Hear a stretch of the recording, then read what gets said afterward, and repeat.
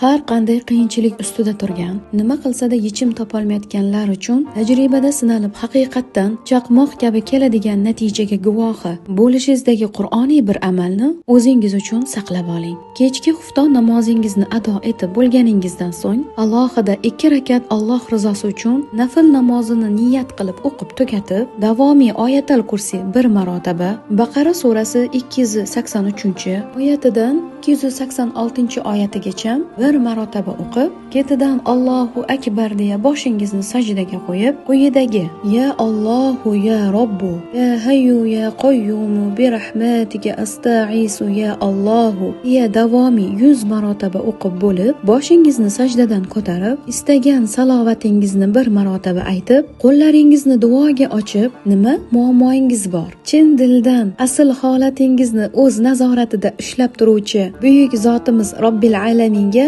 iltijo ko'rinishda ixlos ila duolar qilib, o'zining fazli karamidan go'zal natijalar berishini chin ixlos ila so'raysiz. Unutmang, duoda taslimiyat ila chin dildan ixlos bilan so'rashda davom etarkansiz, natija siz kutgandan-da a'lo ko'rinishda keladi inshaallohu taala. Izohlarda oyat va duolarni yozib qoldirdik. Allohim umid ila qilayotgan duolarimizni doimo dargohida qabul qiladigan bandalari qatoridan qilsin. Amin ya robbil alamin.